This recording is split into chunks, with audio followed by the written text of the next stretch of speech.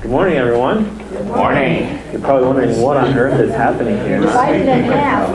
I hope you're feeling a little bit of the tension, because that's actually part of the purpose, that we're not exactly facing each other. There's this big barrier between us. I can only look at one group or the other at a time. I can see you all I thought at you the were same just trying to time. keep us from talking and church. Yeah, I've noticed that there's been cheating on tests, and so I needed to put up some barriers. So we are actually going to be doing things a little differently this morning. You already figured that out, I'm sure. But I want to start with a message this morning because this is not how we're supposed to live life. This is not intended this way, and we can't worship like this, right? I mean, we're completely separated. And this all ties into where we're at in the book of Ephesians, in that passage. So if you want to jump in there, we're in Ephesians chapter 2, towards the end.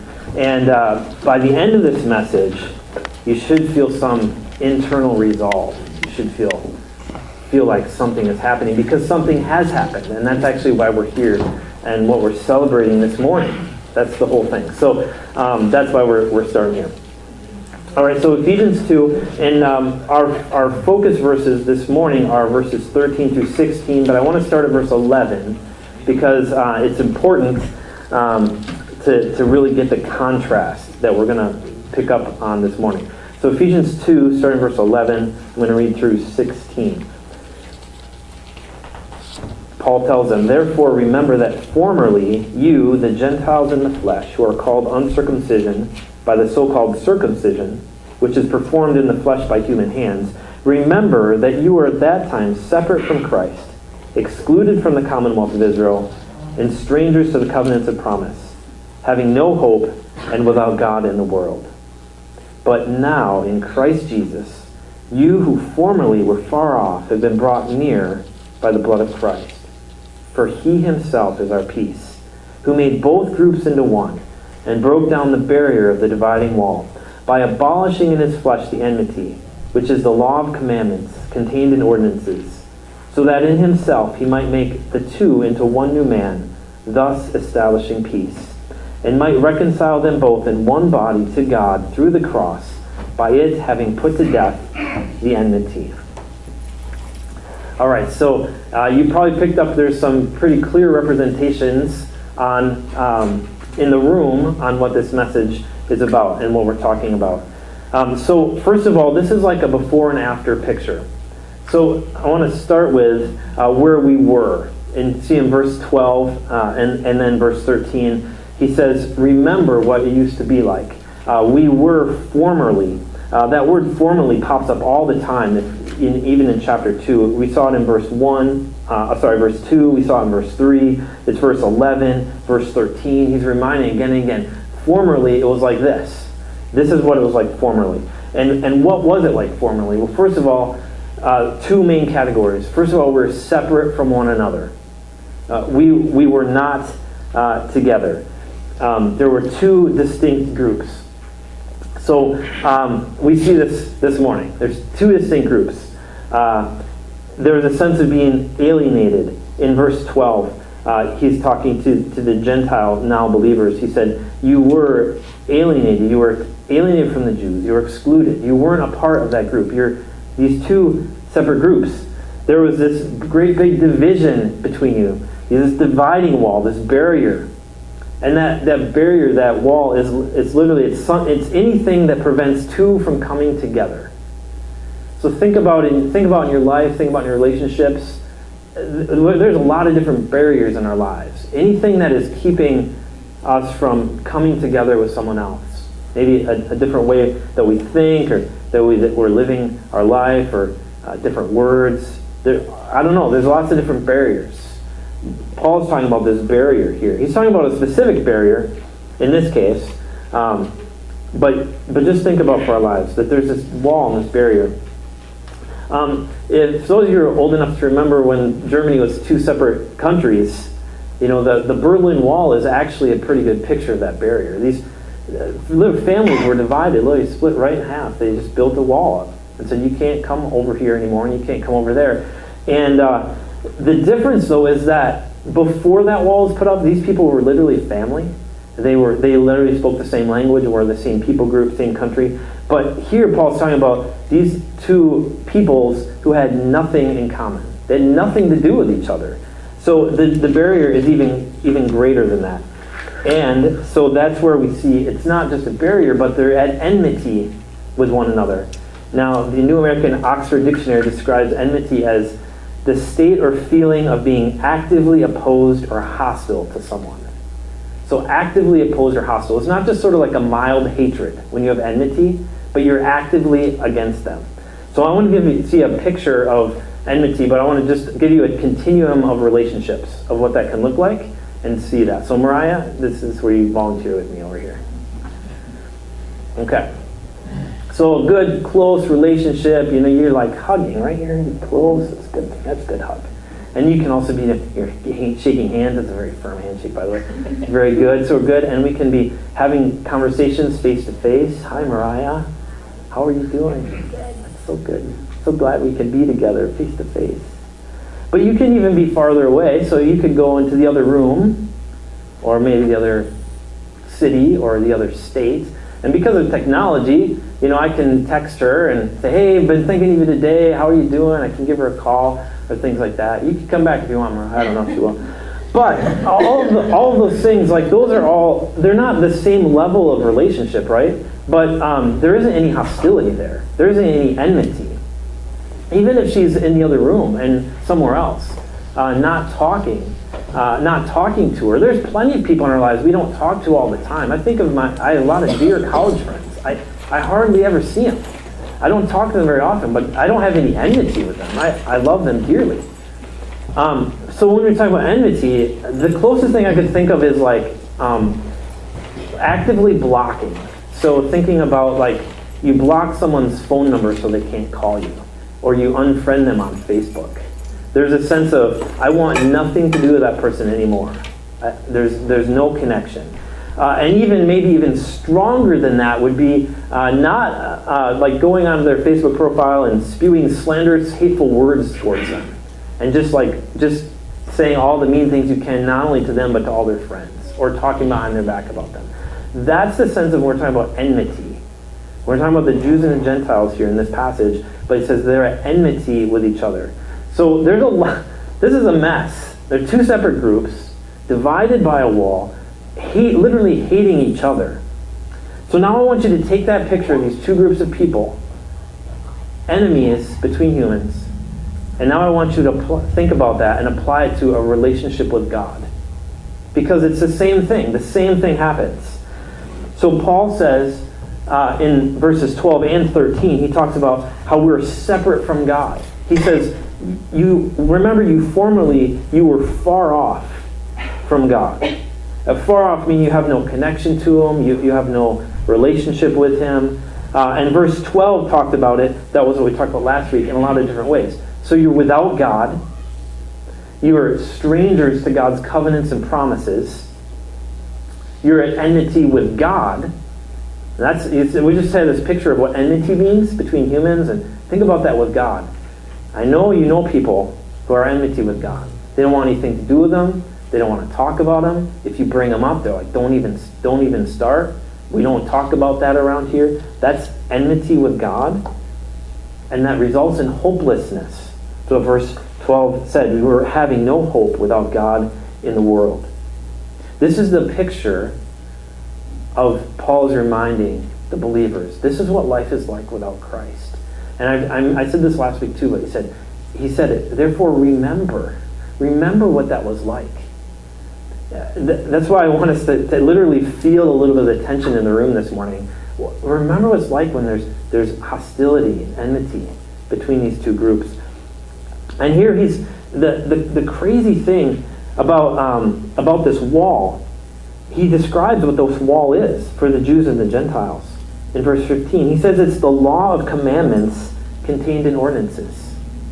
So the very thing that God set up to create a people for Himself has now become the barrier that is separating two groups of people who believe in Jesus Christ and not letting them come together. And Paul says, that was what you formerly were. But get a picture of this. Probably some of the most powerful words in verse 13, the first 5 words, but now in Christ Jesus. But now in Christ Jesus, these things change. They change. So now we are. Formerly we were, but now, right now, with Jesus Christ, we are. First of all, we are together with each other. So if you can do a little work for me this morning, if you can just take your chairs, you know how we normally face one another, you just kind of angle them towards the center instead of towards the 2 corners, so you're not like giving each other the cold shoulder. I know there's still a barrier there, but just kind of turn your chairs the best you can so that we're facing this way, because we are together with each other.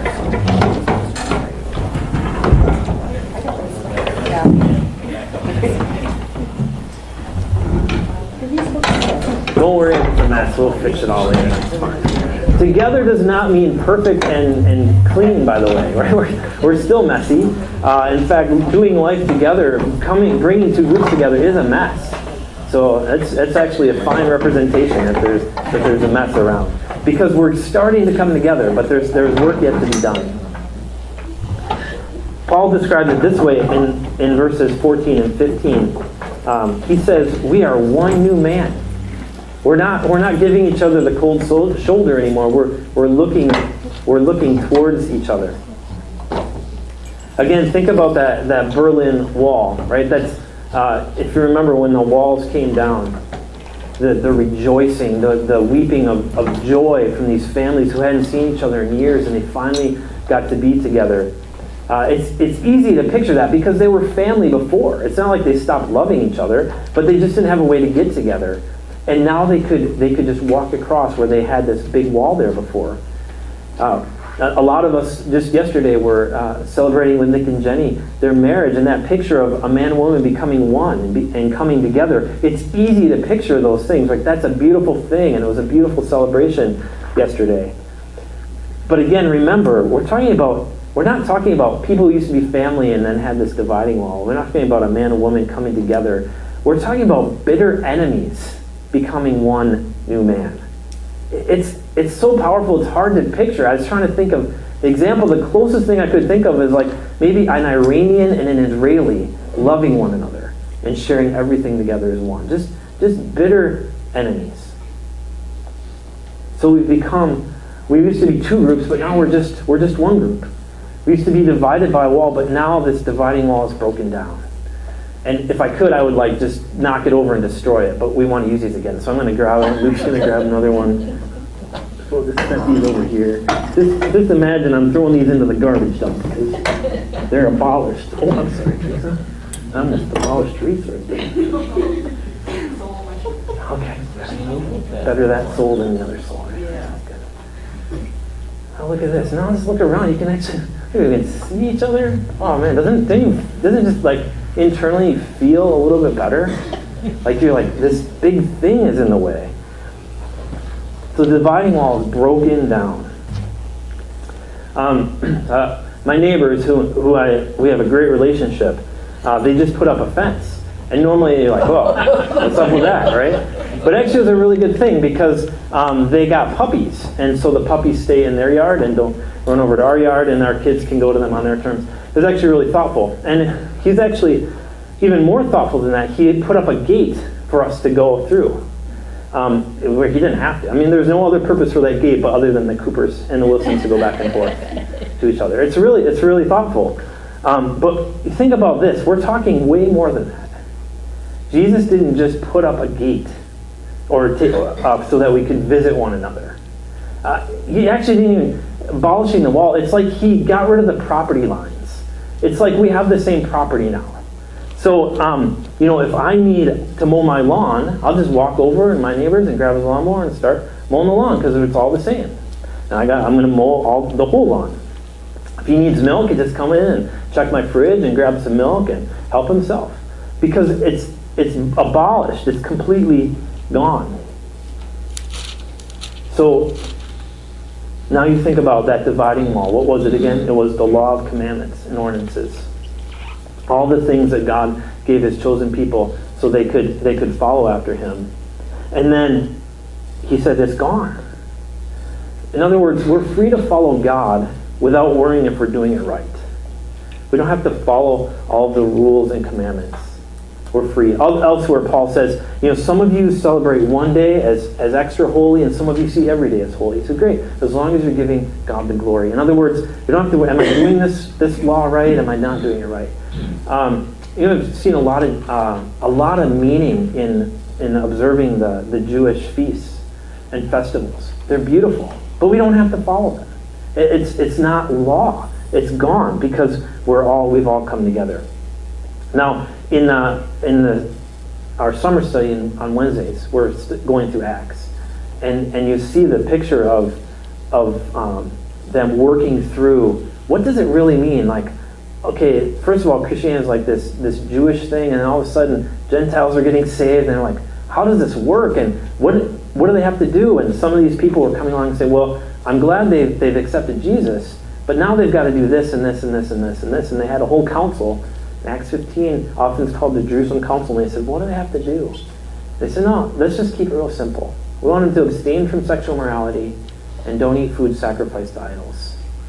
I've been thinking about those two things a lot lately because I feel like those are still commands very relevant for our life today.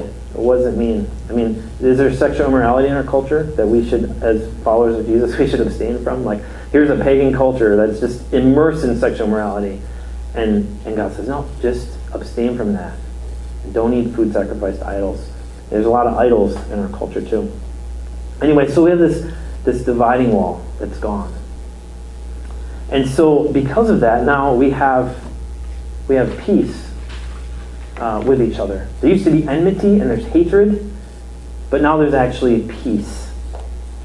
And so now, if you already were out of your comfort zones, I'm going to ask you to do this. I want this, and I hopefully just let the Lord lead on this. I want like some of you from this side of the room to just stand up and go over to this side of the room, and some of you on this side, but you can't all do it because then you'll just flip sides and won't work. So my point is I want you to like intermingle. Like you were one group and you were another group, but now you're coming together because there's peace. There's not enmity. So, all right, people got to do it. Just a little intermingling. I know we have our favorite spots to come to. I've already messed with your life this whole morning, so might as well just keep messing with it. Hello. Good morning. That's pretty good.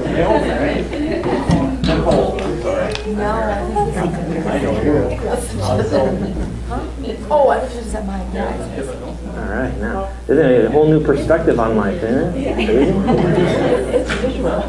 So we have peace with one another. Now all of a sudden we're mixed up and we're intermingled. And don't miss this point. Why is there peace? Why do we have peace with one another? Look at verse 14. It's because Jesus is our peace. Paul says he himself, he's talking about Jesus, he himself is our peace. Jesus is the one who establishes peace, he maintains peace, and he furthers peace. There is no peace without Jesus. So we talk about peace in the world, or peace summits, or praying for peace. Nothing's going to happen without Jesus. Jesus is the only source of peace. And that's why we can have peace with one another. So that's a beautiful picture of where we are now. You've seen it. You've felt it. We're in a different place. Some of you literally, a different place than where we started. Dividing wall is gone. But that's only part of it. We talked about being separate from one another, but also separate from God. And now we are together with God. Verse 13 says it this way. Now in Christ Jesus, you who formerly were far off have been brought near. You've been brought near by the blood of Christ. So the barrier to Christ, which is the cross. I don't know how I'm going to do this. We'll just do it. The flip up that way. Thanks, Charles. Look at it. We're working together. This is the body of Christ right here. I love it. Hold that second. See if that stays. If not, just be wary over there. Okay? We got to move all the barriers. The barriers are gone. Now we have access. This is the front. This represents our connection with God. We're together with God. We have near access to Him. Elsewhere in the New Testament, it says, "Come before the throne boldly with confidence because of what Christ has done." We've been brought near. Verse 16 says we've been reconciled as one person. So we can't We're just very individualistic in our culture. So we forget that. We think, oh, I as an individual accept Jesus, and now I come to Jesus. And there is truth in that. But we've been reconciled as two groups. We've brought peace together. Now as one group, we come to God and we're reconciled to God. As that one group, collectively, together, we're reconciled to God. So we used to be without God. Now God is with us. Emmanuel. God is with us. We used to be strangers to God's covenants. Now we get to be a part of God's covenants. We get grafted in, as the way that Paul describes it in Romans. We get grafted into the covenant, and we get to claim all of his promises. We used to be strangers to them. We had enmity with God. Now God calls us his friend. That's something that I don't think I'll ever be able to comprehend. To be called his friend. And we used to have no hope in the world, and now we are filled with hope. And we should be defined by hope more than anything else. So how did this amazing transformation happen? Paul litters these verses with the answer to that question, ever will return. It's everywhere. Again, that great contrast between verses 11 and 12 where Paul said, remember how miserable it was. And then to verse 13, but now in Christ Jesus. We're reminded in Christ Jesus how this all comes about.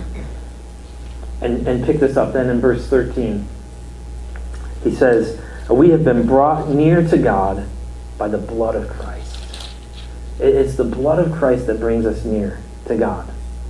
We used to have enmity.